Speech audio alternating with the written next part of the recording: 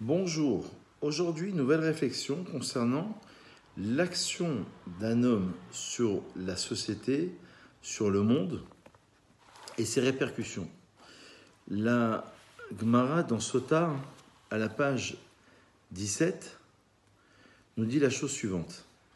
Il y a un verset qui apparaît dans l'Ech Lecha qui dit que Abraham Avinu jure au roi et lui dit « Et je jure que fût-ce un fil, fût-ce la courroie d'une sandale, je ne prendrai rien de ce qui est à toi. » Et la Gemara, le Talmud, dans Sota, à la page 17, nous enseigne que Abraham s'est abstenu de s'approprier le moindre butin, pas même un fil ou un lacet de chaussure.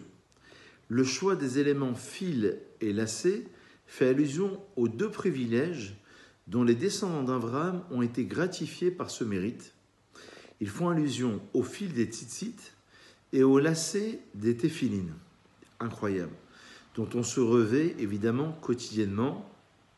Et il y a un autre passage en parallèle qui nous dit que lorsqu'Abraham Avinu a dit « Ve'anochi afar va efer » et moi je suis cendre et poussière, on nous dit que grâce à ces deux expressions qui montraient évidemment un élan de modestie concernant Abraham Avinu, ses enfants, c'est-à-dire nous, le peuple d'Israël, puisque nous sommes les descendants d'Abraham Avinu, on va avoir le mérite d'avoir deux mitzvot particulières grâce à ces deux expressions prononcées par Abraham Avinu.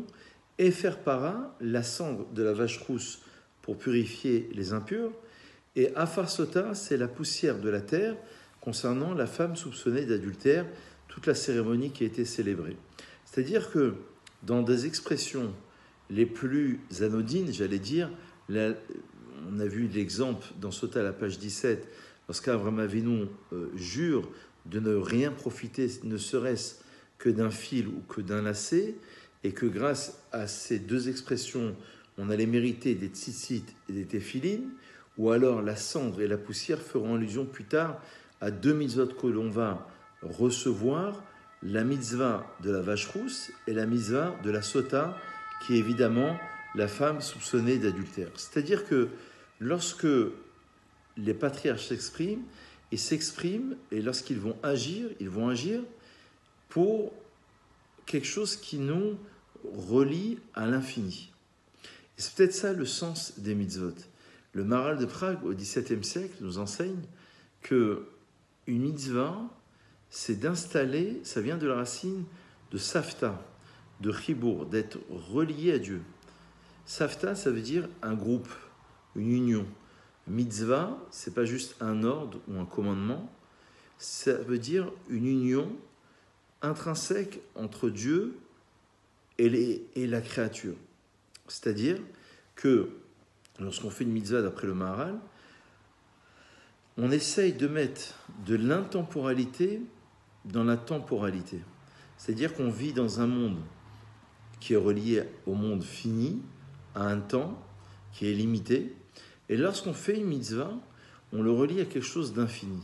Ça veut dire que le temps, il n'est pas uniquement l'expression d'un temps qui nous est proposé, un temps qui est fini, mais c'est d'un temps qui est relié à autre chose.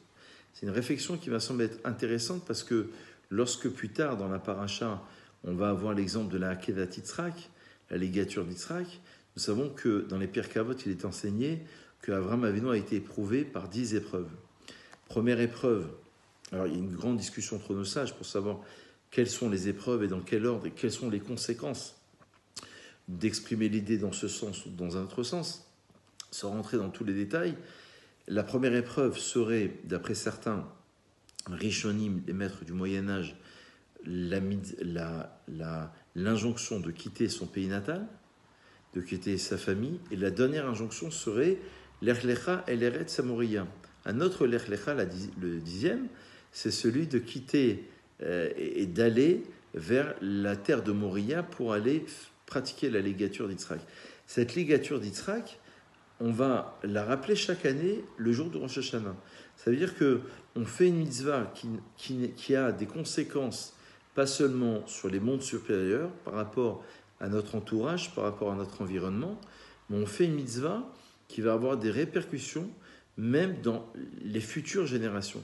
Et c'est la raison pour laquelle on puise dans cette force absolument d'Avraham Avinu, qui a su influencer sa génération, qui a su aller à contre-courant à travers ses convictions, mais qui a su installer, on va dire, une dimension particulière dans le Lech Lecha, par exemple, lorsqu'il a 75 ans, on parle de ce lien intrinsèque entre Dieu et Abraham.